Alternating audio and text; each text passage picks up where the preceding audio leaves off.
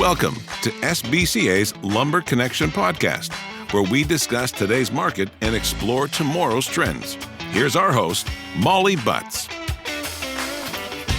Hello and welcome to Lumber Connection. It's the week of April 14th, 2025, and I'm back in the studio with my regular experts, Justin Binning and Ken Timmins. Justin and Ken are from American International Forest Products, or AIFP. Welcome to the podcast, gentlemen. How's it going, Molly? Hey, Molly. Not too bad. It's Easter week. We've got some time coming up with families coming up. I hope you guys have some good plans, and maybe that'll lead Kenny to some good food analogies this week. It's got to be a ham joke in there somewhere, I would imagine. But, we've been starting on the last few episodes, just sort of talking about the elephant in the room, the tariff situation. But as we prepared a little bit before we came online, we got a little bit different vibe from you guys this week. Tell me what's been going on. This week's been very melancholy, low-key, stable. Trading is what I would use to describe it, which is not something we typically say. I think there's high amounts of confusion in the marketplace in every stair of the supply chain. Sawmills are trying to hold prices firm, but also very interested in hearing what's out there. Wholesalers are hearing deep discounts on certain products at one mill, not at the same mill across the street, or customers who are hearing wild numbers from other places that are way below costs. I mean, there's a wide range of possibilities of numbers that you could hear everywhere. Mills, wholesalers, end users. If you're listening to this podcast and you buy lumber, you totally understand what I'm saying. There's just a lot of turbulence. There's a lot of confusion. I had one of my very smart, good buyers earlier describe it to me as he feels like the lumber market's a cargo ship going through the ocean with no captain, and we're socked in fog.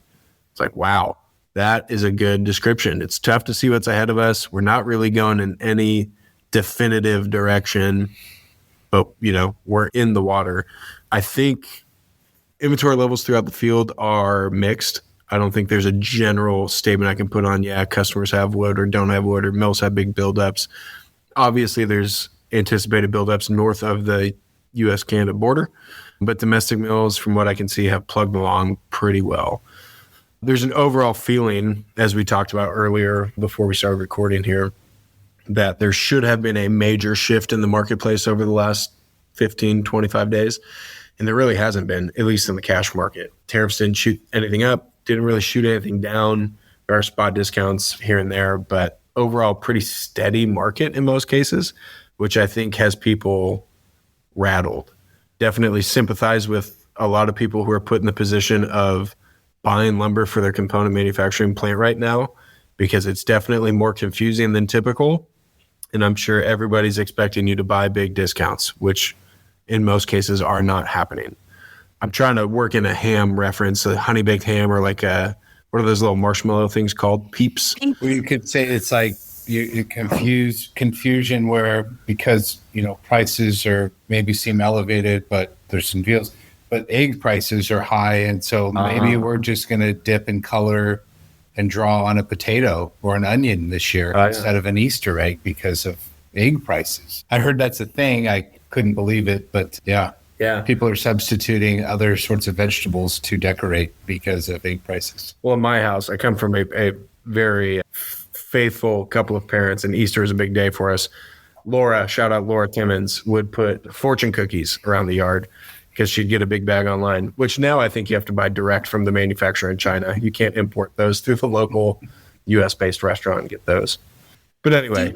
Ken, let's talk a little bit about what you said. Do you feel like, you said turbulence, confusion, do you feel like it's more because there wasn't some sort of big shift in the way people were thinking and buying that there's confusion? Correct. Okay. Highly anticipated waves in the marketplace that actually didn't happen. It'd be like if we were on an island in the Pacific and we heard the tsunami horns going off for 3 hours and it just never came.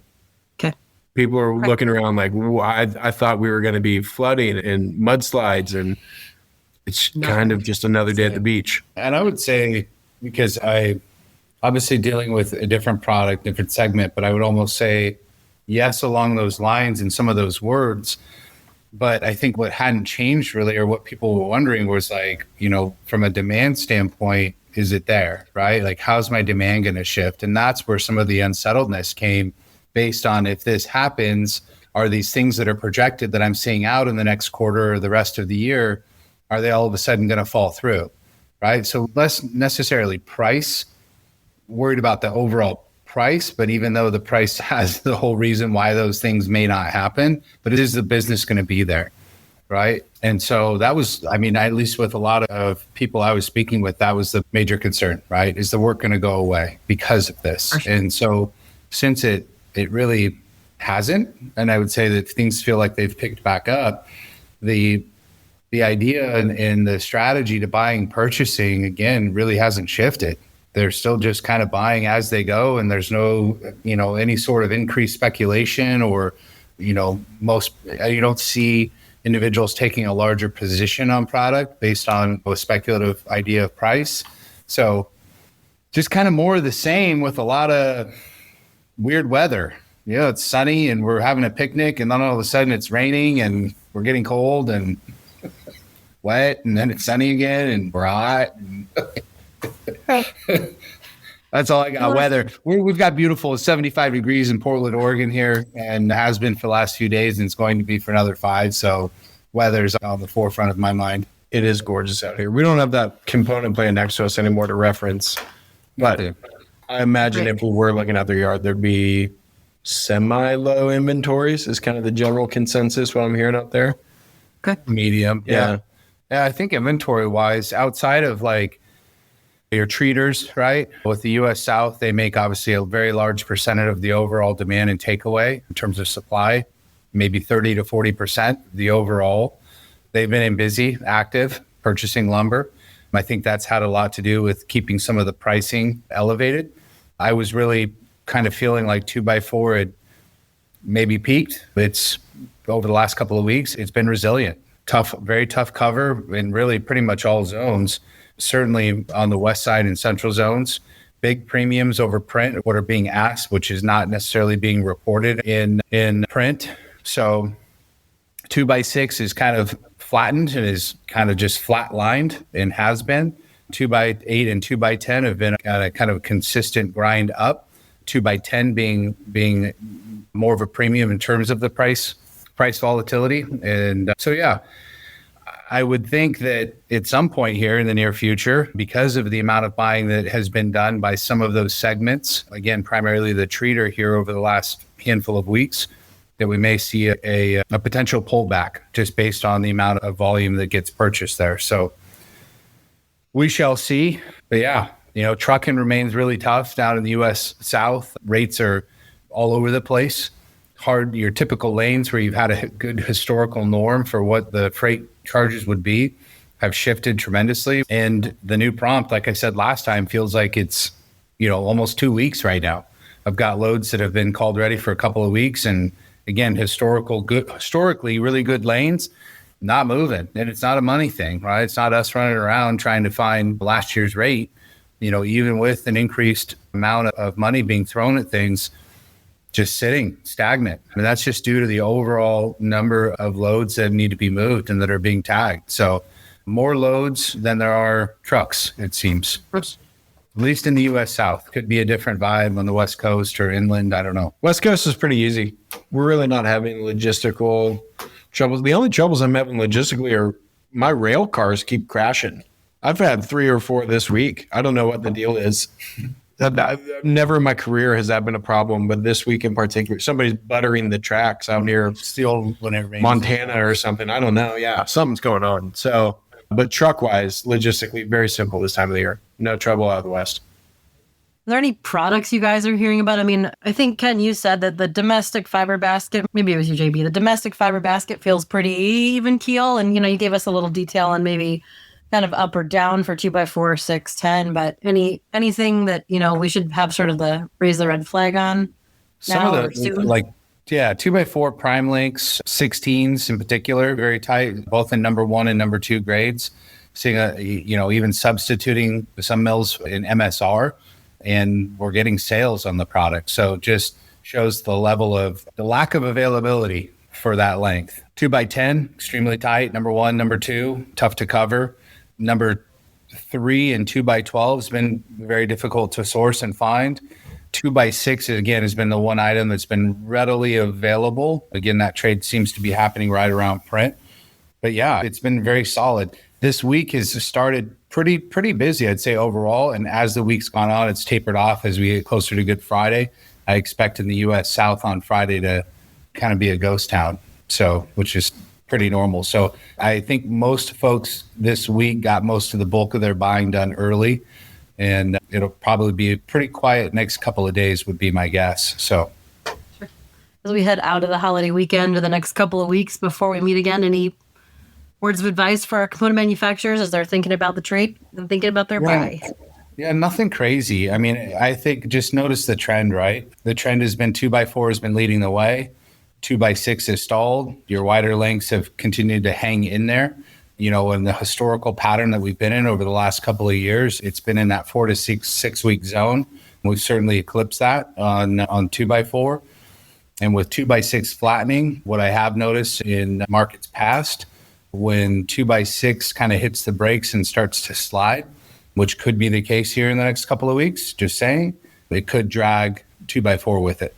So something to keep note of. So, but I think overall, in terms of value, there's nothing wrong with the pricing that you're seeing there. Obviously, a tremendous discount to other species, pretty readily available. So, you know, again, I don't think a ton has changed fundamentally that would result in me telling buyers they need to approach the market any differently than they have been.